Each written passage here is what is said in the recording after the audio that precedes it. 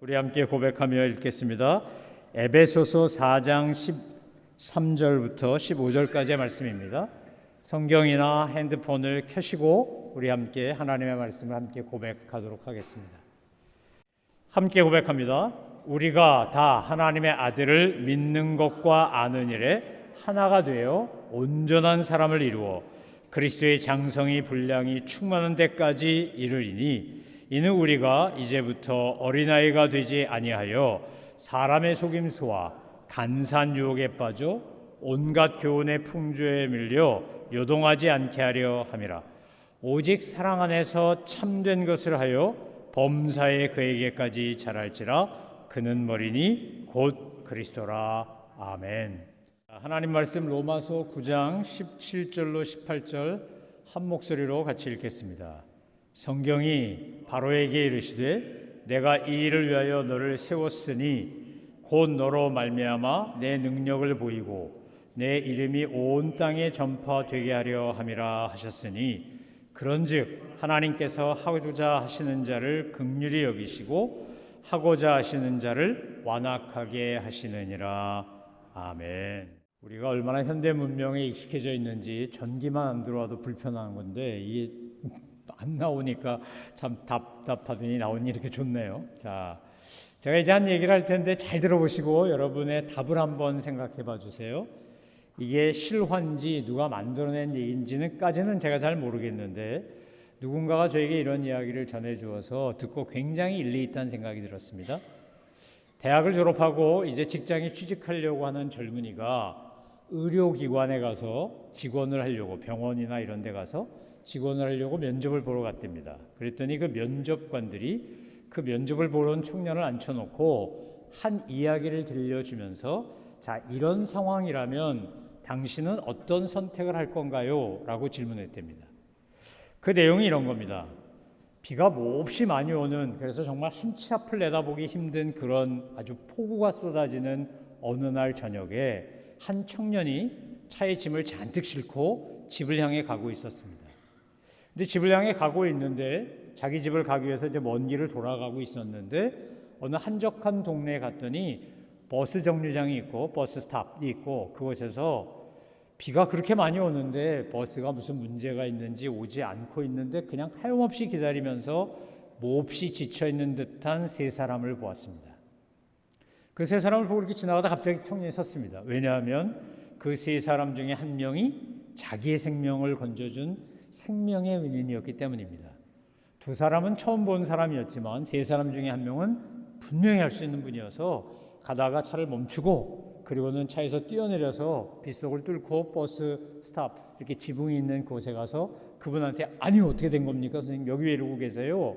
이렇게 질문했답니다. 그때 그분이 아니 비가 많이 와서 그런지 아무리 버스를 기다려도 오지가 않아서 지금 몇 시간째 이러고 있다고 그렇게 대답을 하더랍니다. 자, 면접관의 질문입니다. 이런 상황에서 청년이 이제 세 사람을 보니까 한 사람은 생명의 은인이고 한 사람은 지금 막 배를 움켜쥐고 구부러져 있는데 너무 고통스러워서 신음하고 있고 당장 병원에 가서 수술하자면 안 될 것 같은 응급환자로 보였다는 겁니다. 그리고 다른 한 사람은 자기가 꿈에도 그리던 이상형 너무나 아름다운 여인이었다는 거예요. 근데 사람을 태울 수 있는 자리는 한 자리밖에 없었답니다. 짐을 가득 실었기 때문에 사람이 앉을 수 있는 자리는 한 자리밖에 없는데 자, 그렇다면 이제 면접관이 면접 보러 온 청년한테 하는 거예요.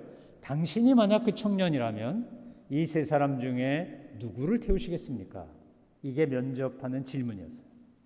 한 명은 생명의 은인, 한 명은 지금 빨리 병원에 가야 되는 응급환자, 한 명은 꿈에도 그리던 이상형인 아름다운 여인. 자, 여러분이라면 누구를 태우시겠습니까? 질문을 이렇게 했더니 이 면접 보러 온 청년이 빙그레 웃더니 이런 기가 막힌 명답을 했답니다. 제가 만일 그 청년이라면 저는 차에서 내려서 생명의 은인에게 자동차 키를 주고 급한 환자를 모시고 병원으로 가라고 할 겁니다. 그리고 저는 혼자 남은 여인을 보호도 할 겸 데이트도 할 겸 버스가 올 때까지 기다리면서 거기서 밤새 어쩌면 정담을 나눌지도 모르겠습니다 이랬다는 거예요. 면접관이 박수를 탁 치고 합격! 딱 이랬다는 거예요. 여러분, 그 이야기 누가 지어낸 건지 실화인지 저 그것까지는 확인 못했는데 그 이야기를 들으면서 참 많은 생각을 하게 됐습니다. 만약 나라면 어땠을까? 세 사람 중에 누구를 고르지? 라고 하는 어쩌면 그 틀 속에 갇혀 있지 않았을까? 이 세 사람 중에 누구를 데려가야 돼? 라고 갈등했을 텐데 이 청년은, 이 면접 보러 온 청년은 그 기존의 틀을 벗어나서 정말 신선한, 정말 지혜로운 대답을 한 거 아니겠어요? 두 사람 보내고 나는 이 여인하고 내가 꿈에도 그리던 이상형인데 언제 만나서 이렇게 이야기하리? 그러고 기회가 왔다 이러고 자기는 거기 앉아서 언제 올지도 모르는 버스 천천히 오면 더 좋으니까 그러고 데이트했을 거다라고 하는 틀을 벗어난, 어떻게 보면 우리가 정형화된 것에서 벗어난 대답을 했다는 거죠. 여러분, 우리가 신앙생활하고 인생 사는데도 우리는 굉장히 많은 틀 속에 갇혀 있을 때가 너무 많아요. 우리의 경험, 우리의 지식, 우리가 알고 있는 것들이 우리를 제한할 때가 많아요. 제가 그 이야기를 읽고 그리고 떠오른 단어가 스윗 스팟이라는 단어였습니다. 여러분, 운동하는 분들은 이 스윗 스팟이 뭔지 너무 잘 압니다. 테니스를 친다든지 야구를 한다든지 하는 분은 상대편이 탁 쳐서 던진 공 또는 투수가 던진 공을 어느 지점으로 테니스 라켓으로 쳐야 또는 어느 야구 배트에 어느 지점으로 쳐야 이게 홈런이 되는지, 상대가 꼼짝 못하고 내 볼을 못 받아내게끔 만들 강력한 힘이 되는지 잘 압니다. 그걸 스윗 스팟이라고 합니다. 골프하시는 분들이 왜 골프공 치는데 탁 치면 막 쫙 멀리 가는 거, 이것도 스윗 스팟을 맞췄기 때문입니다. 스파이크로 야구에서 배구에서 탁 쳐가지고 상대가 그 공 못 받아내는 것도 스윗 스팟이라는 지점을 찾아냈기 때문입니다. 우리가 살면서 부딪히는 수많은 문제에도 스윗 스팟이 있습니다. 그럼 어떻게 해야 가장 효율적으로 신속하게 확실하게 문제 해결의 스윗 스팟을 찾을 수 있을까요? 제가 그 이야기를 듣고 누군가 전해준 이야기를 보면서 이미 이 이야기 속에 스윗 스팟을 찾는, 문제점을 해결할 수 있는 기가 막힌 비결을 찾는 비밀이 담겨 있다는 걸 알게 됐습니다. 세 가지 원리만 충실히 따르면 지금 면접에 합격된 청년처럼 기존의 틀을 벗어난 기가 막힌 신선하고 지혜로운 답을 찾을 수 있다는 겁니다. 이 청년이 뭐랬나요? 면접관에게 대답한 면접 보러 온 청년이 그 소리를 듣고 그가 나라면 이렇게 했을 겁니다라고 했을 때 제일 먼저 한 거는 기득권을 포기하는 것이었습니다. 비가 엄청 많이 오는 날 내 차를 가지고 편안하게 집에 가면 됩니다. 그런데 그 청년이 자동차 키를 생명의 은인에게 줘서 급한 환자 데리고 병원 가라고 하는 것은 내가 편안하게 집으로 빗속을 뚫고 갈 수 있는 걸 포기한 겁니다. 과감하게 그리고 결단력 있게 기득권을 포기하지 않았다면 결코 문제를 해결하지 못했을 거고 그 질문을 한 면접관의 원하는 대답을 청년하지 못했을 겁니다. 우리가 많은 경우에 내가 준 것을 가지고 다른 것을 잡으려고 합니다. 손에 뭐가 있는데 이미. 근데 이걸로 다른 걸 잡으려고 하다 보면 자칫 잘못하면 손에 있는 것도 놓치고 잡으려고 했던 것도 잡을 수가 없습니다. 때때로 우리에게 주님이 원하시는 너의 문제를 해결하는 가장 쉬운 방법은 너의 기득권, 너의 고정관념, 너의 생각을 포기하는 거야. 내려놓는 거야. 내려놓으면 그때부터 어떻게 됩니까? 새로운 길이 보이기 시작합니다. 자, 세 사람 중에 누구를 태울까요에 만약에 몰입돼서 그 문제에 빠져 있었다면 면접관의 질문에 기가 막힌 대답을 한 청년의 아이디어는 나오지 못했을 겁니다. 틀을 버리고 거기서 벗어나서 다른 관점으로 보았기 때문에 정말 지혜롭고 신선한 대답을 할 수 있었던 겁니다. 여러분, 우리가 문제라고 생각하고 씨름하고 있는 많은 것들 중에 상당수는 내가 너무나 꽉 쥐고 있어서 이것을 놓지 못했기 때문에 전혀 문제가 해결되지 않은 채 고통만 가중되는 경우가 훨씬 많습니다. 파일럿가 되기 위해서 훈련을 받으면 이제 그 연습용 비행기를 타고 하늘에 올라가서 관제탑과 수신 송신을 해야 합니다. 그런데요, 우리는 보통 이야기할 때 뭘 눌러야, 이렇게 눌러야지 말이 가죠. 근데 비행기는 거꾸로 놔야 말이 갑니다. 잡아야 들려요. 그런데요, 너무 꽉 잡고 있어가지고 내가 말하는 것이 전혀 관제탑에 전달이 안 돼요. 그러니까 관제탑에서 알파 나와라 오바, 알파 나와라 오바, 여긴 브라보 이러고 아무리 얘기해도요, 난 열심히 얘기하는데 상대는 못 들어요. 어떻게 해야 되는 거죠? 놔야 돼요. 놔야 상대방이 내 말을 들어요. 관제탑이. 근데 너무 긴장해서 꽉 쥐고 있으니까 저 사람들이 하는 말은 들리는데 내가 하는 말이 전달이 안 돼요. 우리가 기도할 때도 꼭 그런 거 아닐까요? 하나님이 우리한테 하시는 말씀을 들어야 되는데 우리가 너무나 내 거에 몰입돼 있어서 내 얘기만 하느라고 하나님 말씀 못 알아듣는, 또는 하나님의 말씀하신 거 알아들었는데도 불구하고 내가 내 안에 있는 분노, 상처, 욕심, 갈망, 뭐가 됐든지 간에 그거 내려놓지 못해서 답이 안 보이는 그런 일을 우리가 겪고 있는 건 아닌지요. 만약에 우리가 무엇인가를 포기해야 된다면 주저하지 말고 과감하게 포기하시는 멋진 분들 되기를 소망하며 축원합니다. 주님이 당신을 포기하고 십자가에서 죽으셨기 때문에 우리는 구원을 받았고, 예수님을 가리켜 우리는 만왕의 왕 만주의 주라고 부르시는 겁니다. 예수님도 겟세마니 동산에서 마지막까지 씨름하지 않았습니까? 아버지 이 잔을 내게서 지나가게 하옵소서. 그 고난의 자리, 십자가의 길로 가는 것, 순교자의 삶을 사는 게 쉽지 않았기 때문에 예수님도 고민하고 갈등한 거 아니겠습니까? 그러나 마지막 예수님의 선택은 뭐였습니까?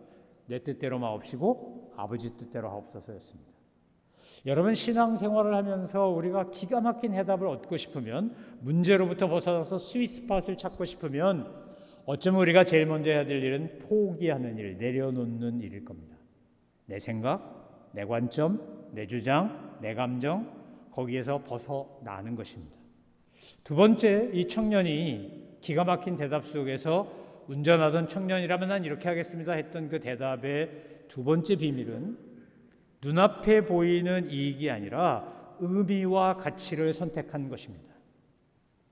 지금 이 비 내리는 버스 정류장에서 오지 않는 버스 기다리면서 고통당하고 있는 환자를 병원으로 옮겨가는 것만큼, 병원으로 후송하는 것보다 더 의미 있는 일이 어디 있겠습니까? 지금 이 순간에.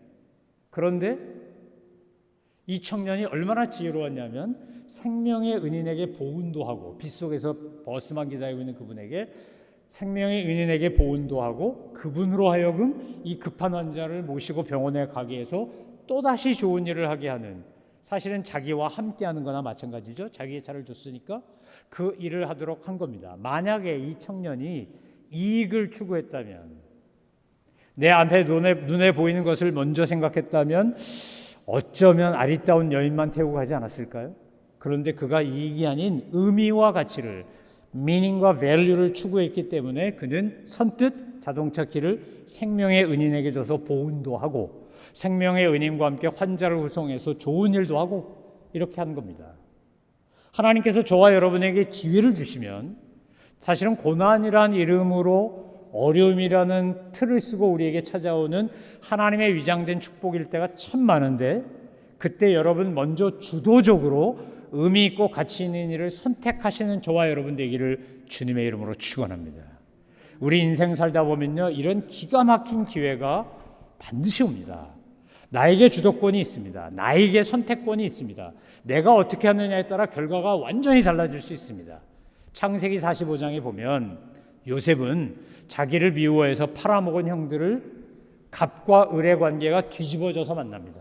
처음에 어렸을 때는 형들이 갑이었습니다. 형들이 죽이려고까지 했고 한 형제의 도움으로 그나마 팔려간 거 아닙니까? 그런데 이제 세월이 지나고 나서 보니까 요셉은 바로의 총리가 되었고 형제들은 먹을 것을 구걸하러 살아온 불쌍한 이제 기근에 시달리는 저 변방에 있는 사람 아닙니까? 창세기 45장 7절 이하의 말씀을 보면 형들이 무서워 벌벌 떨 때 요셉이 이렇게 말합니다. 나를 파는 것은 형들이지만 나를 먼저 보내어 바로의 아비가 되게 하고 이 문제 우리 가족을 해결하고 구원하고 이 기근으로 인해 죽을 수 있는 수많은 사람들을 살리는 역할을 하게 한 건 하나님이십니다. 오늘 본문에 나온 것처럼 바로의 마음을 강팍해 하시는 거 하나님이 가만히 있는 사람 마음 강팍해 한 게 아니고 원래 강팍한 사람 그냥 강팍하도록 내버려 둔 겁니다. 형들이 요셉 팔아먹을 때 하나님 그냥 내버려 둔 거예요. 이 내버려 둔 이유가 뭡니까?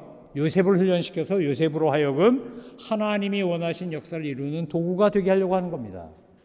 여러분, 때때로 우리를 하나님께서 귀하고 아름답게 쓰시기 위해 내가 원하지 않는 고난이나 역경이 찾아올 때가 있습니다.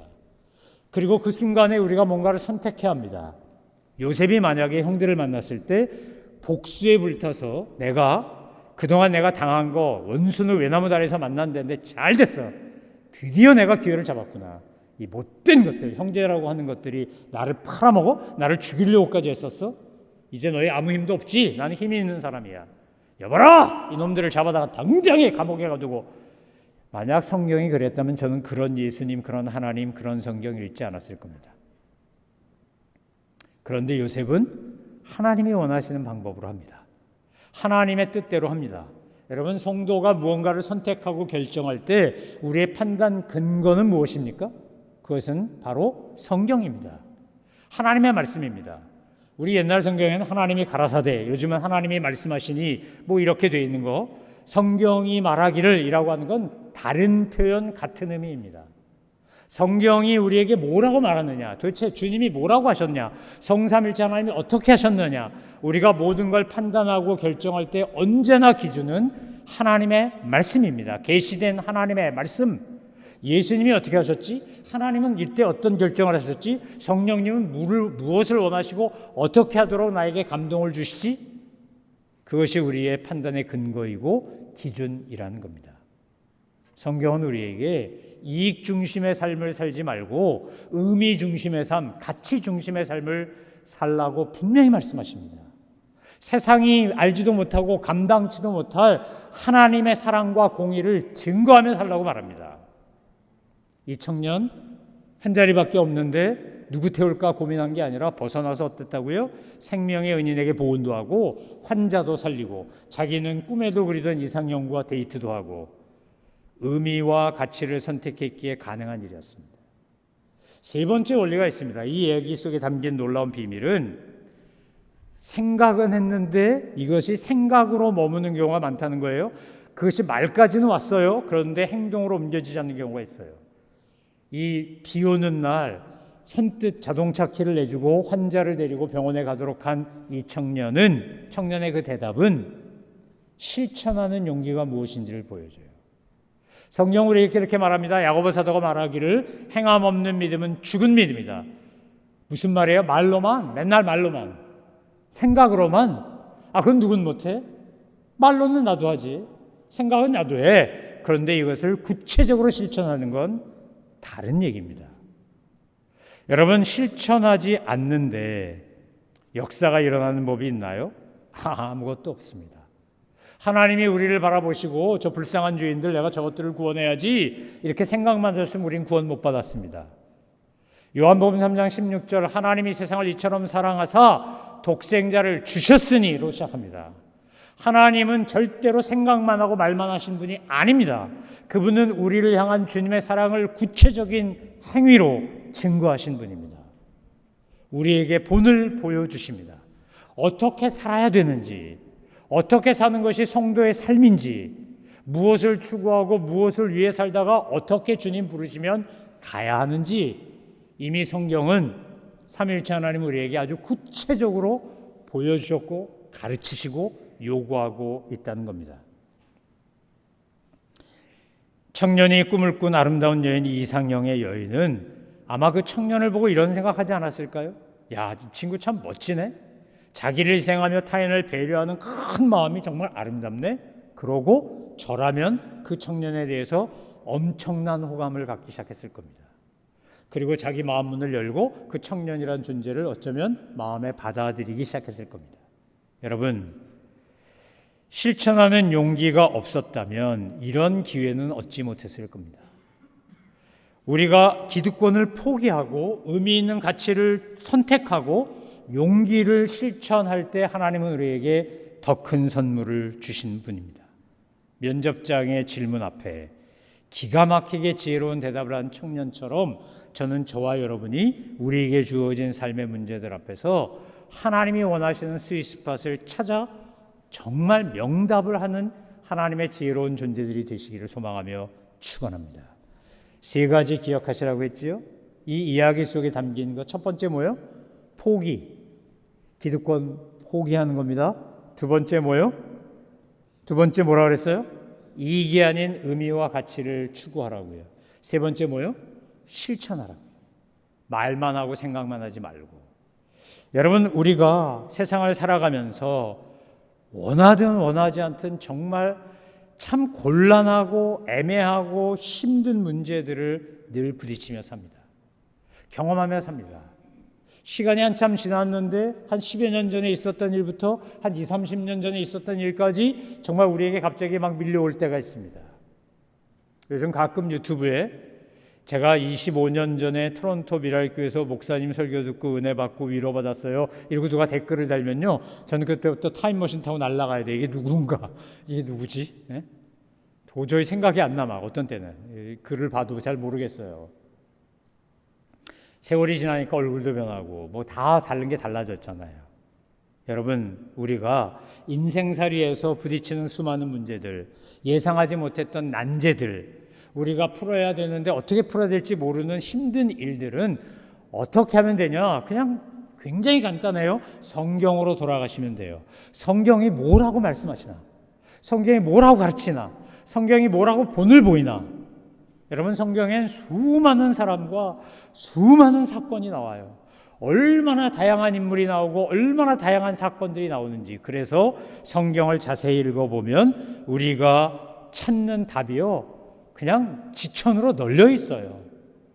가장 좋은 답, 기가 막힌 명답, 해답, 정답, 이게요 발에 툭툭 칠 정도로 너무 많아. 그런데 이 기가 막힌 하나님의 응답은 뭐 해야만 내 것이 돼요? 내가 읽고 깨닫고 알고 내 삶에 적용해야 내 거예요. 그렇지 않고 성경책에 그냥 써 있으면 저건 그냥 글이에요, 글. 저건 나에게 삶의 변화와 역사를 행해주는 하나님의 능력이 아니에요. 하나님의 말씀은 살았고 운동력이 있다라고 할 때 그것은 그 말씀이 내 마음에 들어와 내 생각을 지배하고 나를 움직일 때예요. 여러분, 인간이 고 김수환 추기경이 남기신 유명한 말 중에 세상에서 제일 멀고도 험한 여행은 머리에서 가슴으로 가는 여행이라고 그랬어요. 머리로 생각하는 것, 내가 깨달은 거, 뭐 아는 거, 이거 가슴까지 가서 손발이 움직이기까지 이 과정이 얼마나 멀고도 험한지. 고 김수환 추기경이 남기신 말씀 중에 제가 지금도 기억하는 말, 머리에서 가슴까지의 여행이야말로 가장 멀고도 험한 여행입니다. 그 말이에요. 여러분, 생각하고 아는 거, 내 마음이 움직여서 말하고 행동하는 거 날마다 실천하며 살고 계신가요? 저는 저와 여러분이 그런 분들 되시기를 주님의 이름으로 축원합니다. 우리가 성경을 몰라서 못하는 걸까요? 아는데 안 하는 걸까요? 퍼센테이지로 따지자면요, 훨씬 많은 부분이 아는데 안 하는 걸 거예요. 어느 날 주님 앞에 섰을 때 주님 여러분한테 이렇게 물으시면 뭐라고 대답하시겠어요? 야, 너 교회 다닐 때 차 목사가 또 이 목사가 그렇게 열심히 하나님의 말씀 선포하고 가르쳤는데 듣기만 하고 왜 행하지 않았니? 너 알잖아, 들었잖아, 아멘도 했잖아. 여러분, 아멘 한번 해보세요. 아멘. 머리 좋은 분들이 이럴 때 안 하려고 그러지. 아멘 했다 코 올릴까 봐. 자, 해보세요. 아멘. 아멘 했잖아 그때. 아멘. 그랬으면 행해야지. 말로만 하냐 너는? 말로만? 나도 너를 말로만 구원할래. 들어오지 마. 여기 천국 너는 상관없어. 이러시면 어떡하죠? 이러면 어떡하냐고요. 이스라엘 역사 속에서 아마 가장 중요한 사건 중에 하나를 꼽으라고 하면 출애굽 사건일 거예요.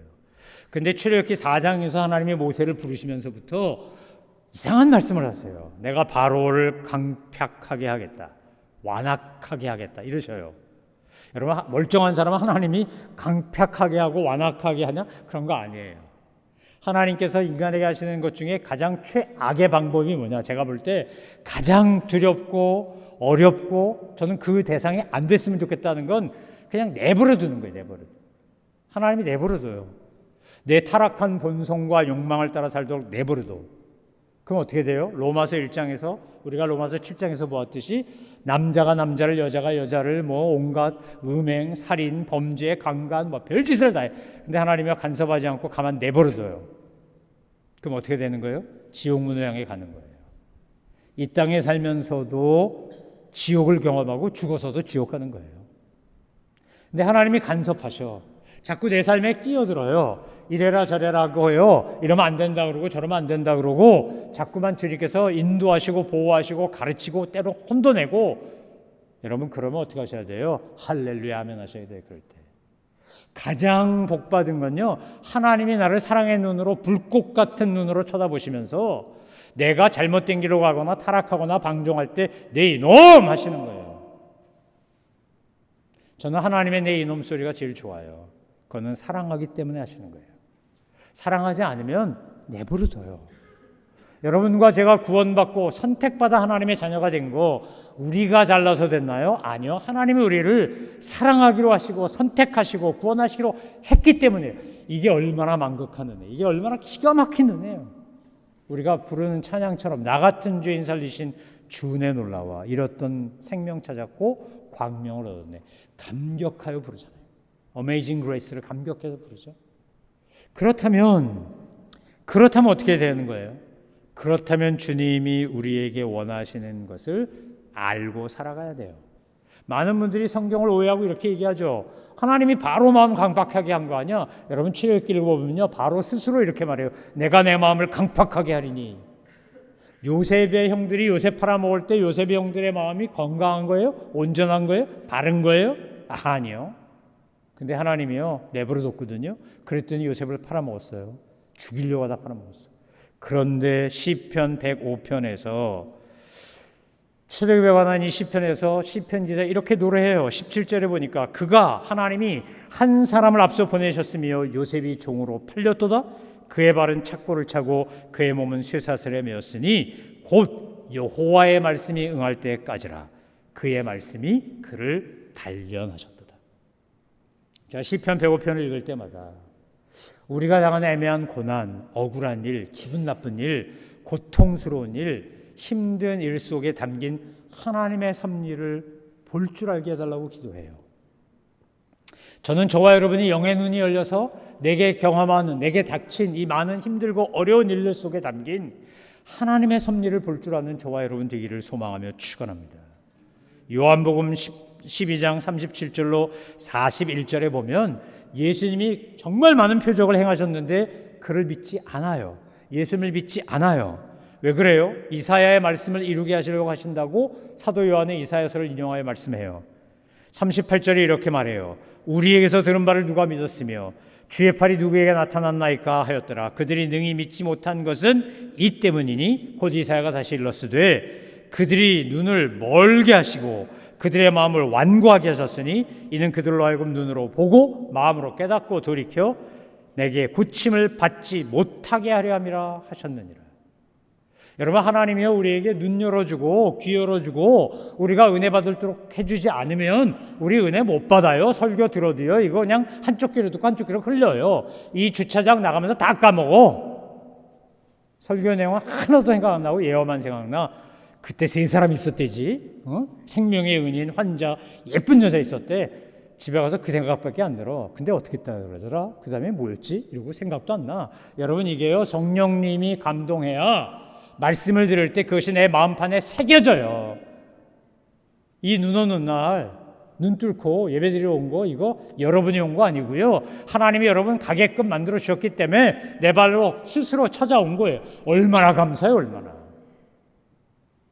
여러분 우리가 가장 두려워야 될 것은 하나님의 간섭이 아니고요. 하나님의 징계도 아니고요. 하나님의 무관심과 방임이에요. 어떤 분이 이렇게 얘기하죠. 하나님 저 좀 제발 내버려둬요. 이것처럼 어리석은 소리가 없어요. 하나님 저 절대 내버려두시면 안 돼요. 우리 그렇게 기도해야 돼요. 때로는 아픔, 때로는 고난, 때로는 고민, 갈등, 상실, 실패, 좌절이라 할지라도 하나님이 나와 함께 하시고 간섭하시는 것이라면 할렐루야 아멘이에요. 고린도후서 5장은 사도 바울이 고린도 교회 편지를 보내면서 너무너무 강조한 내용이에요. 이거 너무 중요하기 때문에 강조한 내용이에요. 자, 제가 읽을 텐데 여러분 한번 찾아서 같이 보시기 바라요. 고린도후서 5장 14절로 21절, 양이 길지만 한번 봅니다. 그리스도의 사랑이 우리를 강권하신도다. 우리가 생각하건대 한 사람이 모든 사람을 대신하여 죽었은즉 모든 사람이 죽은 것이라. 그가 모든 사람을 대신하여 죽으심은 살아있는 자들로 하여금 다시는 그들 자신을 위하여 살지 않고 오직 그들을 대신하여 죽었다가 다시 살아나신 이를 위하여 살게 하려 함이니라. 여러분, 왜 예수님이 우리 때문에 죽으셨다고요? 우리가 우리 위해 살지 말고 주님 위해 살라고, 예수님 위해 살라고, 죽었다가 다시 살아나신 분을 위해 살도록 하려고 했다는 거예요. 16절 이하 이렇게 다시 이어갑니다. 그러므로 우리가 이제부터는 어떤 사람도 육신을 따라 알지 아니하노라. 비록 우리가 그리스도도 육신을 따라 알았으나 이제부터는 그같이 알지 아니하노라. 그런즉 누구든지 그리스도 안에 있으면 새로운 피조물이라. 이전 것은 지나갔으니 보라 새 것이 되었다. 누구든지 예수 그리스도 안에 있으면 뭐가 되었다고요? 이전 것은 지나갔으니 보라 새 것이 되었다. 새 것이 되었기 때문에 어떻게 해야 된다는 거예요? 18절부터 21절은 이렇게 이야기해요. 모든 것이 하나님께로부터 났으며 그가 그리스도로 말미암아 우리를 자기와 화목하게 하시고 또 우리에게 화목하게 하는 직분을 주셨으니 곧 하나님께서 그리스도 안에 계시사 세상을 자기와 화목하게 하시며 그들의 죄를 그들에게 돌리지 아니하시고 화목하게 하는 말씀을 우리에게 부탁하셨느니라. 그러므로 우리가 그리스도를 대신하여 사신이 되어 하나님이 우리를 통하여 너희를 권면하신 것 같이 그리스도를 대신하여 간청하노니 너희는 하나님과 화목하라. 하나님이 죄를 알지 못한 이를 우리를 대신하여 죄로 삼으신 것은 우리로 하여금 그 안에서 하나님의 의가 되게 하려 하심이라. 하나님과 화목하게 하려고, 우리를 새로운 피조물이 되게 하려고, 화목해 하는 자가 되게 하려고 예수님이 우리를 위하여 십자가에서 대신 죽으셨다는 거예요. 여러분, 우리는 그렇게 구원받았어요. 하나님의 하나님은 하고자 하신 대로 하신 분이에요. 하나님이 만약에 저와 여러분을 바로처럼 강팍하게 내버려 두셨다면 어떻게 됐을까요? 우리는 결코 하나님의 백성 되지 못했을 거예요. 그런데 오늘 17절에 나오는 것처럼 하나님이 우리를 긍휼히 여기시고 긍휼함으로 우리를 선택하시고 구원하셨기 때문에 우리가 하나님의 자녀가 된 거 아닙니까? 그렇다면 우리는 긍휼함을 입고 새롭게 거듭난 피조물처럼 살아야 합니다. 우리가 살아가야 될 내용과 방식은 너무나 분명해요. 이미 주님께서 예수님을 통해 하나님이 우리를 구원하신 것은 우리로 하여금 하나님이 우리를 위해 내어주신 예수님 안에서 우리가 하나님의 의가 되게 하려고 한다는 거예요. 하나님의 자랑, 하나님의 기쁨, 하나님의 사신이 되어 대사가 되어 그리스도의 대사가 되어 천국 시민으로서 천국 대사가 되어 세상에 하나님의 의를 나타내고 하나님과 화목해 하려고 한다는 거예요. 면접장에서 면접관의 질문에 기가 막히게 지혜로운 대답을 했던 신입 직원, 합격받은 그의 대답 기억하십니까? 하나님의 거룩한 도구가 되어 선택의 순간에 주님의 뜻대로 선택하며 사는 사람만이 이런 지혜로운 생각과 대답을 할 수 있어요. 하나님께 합격 통지 받을 수 있어요. 저는 저와 여러분이 언제나 변함없이 하나님 나라의 대사로 살아가기를 소망하며 축원합니다. 여러분으로 인하여 세상이 하나님과 화목해 되는 그런 은혜가 우리를 통하여 이루어지기를 소망하며 축원합니다. 저와 여러분 사이에 화목이 넘치기를 소망합니다. 우리 안에 주님께서 주시는 그 평강이, 은혜가, 사랑이, 용서가, 화해가, 회복이 충만해서 그래서 하나님 보실 때 너무나 기쁘고 즐겁고 자랑스러운 그런 공동체로, 그런 가정으로, 그런 일터로, 그런 성도로 살아가시는 저와 여러분 되기를 소망하며 축원합니다. 이 시대에 이 갈등과 대립과 미움과 분열과 싸움과 살상이 넘치는 이 시대에 우크라이나나 팔레스타인뿐만 아니라 지금 이 미국 땅에도 얼마나 많은 죽음의 영이, 미움의 영이, 싸움의 영이 저와 여러분 곁에 있습니까? 사탄은 우리도 화평케 하는 자가 아니라 분열케 하는 자로, 화목케 하는 자가 아니라 다투고 싸우게 하는 자로 만들려고 총력을 기울여 우리를 공격합니다. 사랑하는 성도 여러분, 여러분의 삶이, 여러분의 존재가 생명의 은인에게 은혜도 갚고 죽어가는 사람도 살리고 미녀와 데이트도 하고 정말 일거양득 정도가 아니라 일거삼득하는 그런 지혜로운 하나님의 사람이 돼서 주님께는 영광을, 이웃들에게는 기쁨을 전하는 하나님의 대사 다 되시기를 주님의 이름으로 축원합니다. 기도하겠습니다. 하나님 아버지, 우리 뜻대로 살지 말게 하시고 하나님 뜻대로 살게 하옵소서. 선택의 순간에 주님, 내 생각대로가 아니라 하나님의 뜻대로 선택하며 살게 하옵소서. 이것이 우리가 주님께 드릴 수 있는 최고의 예배임을 알고 날마다 예배자로 살아가는 저희들 다 되게 하여 주옵소서. 감사드리며 예수 그리스도의 이름으로 기도 올려옵나이다. 아멘. 우리 찬송가 63장 찬양하시면서 하나님 앞에 귀한 힘을 봉헌하시겠습니다.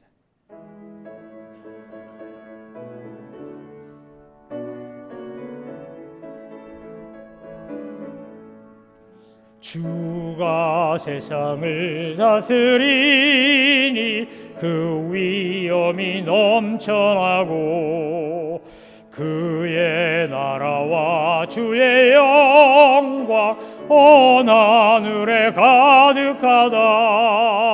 저 흉악한 마귀의 무리 다 멸망케 하시는 주, 이 찬양을 주께 드리니 큰 영광을 받으소서.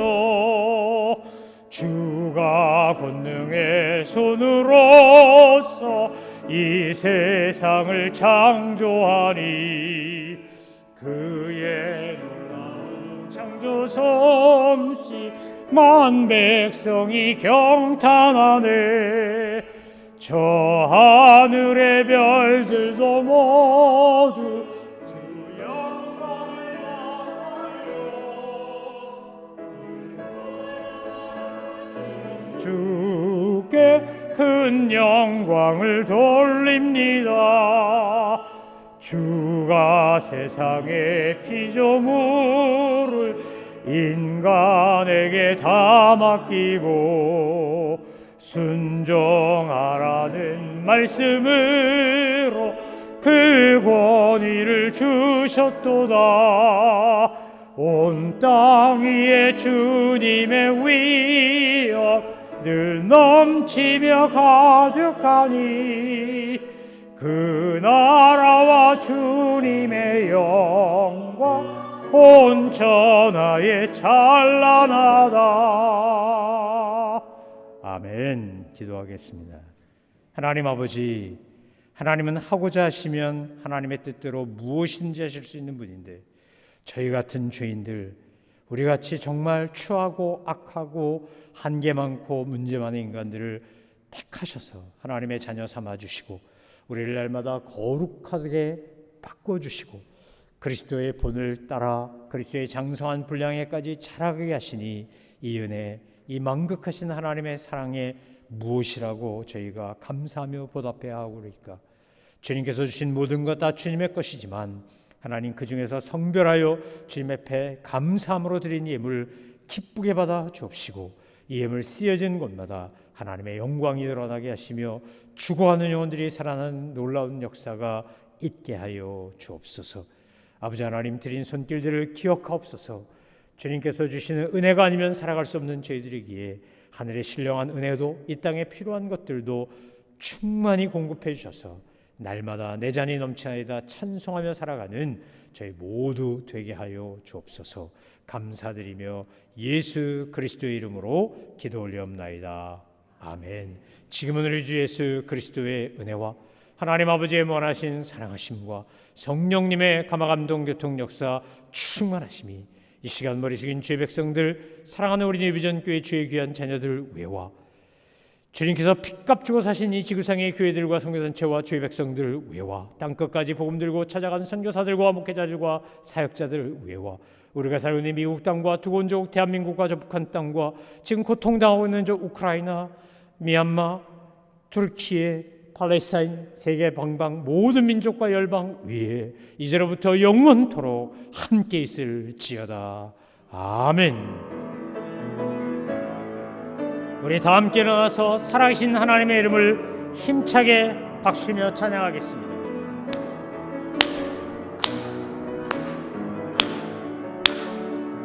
살아계신 주 할렐루야 나의 참된 소망 걱정 근심 전혀 없네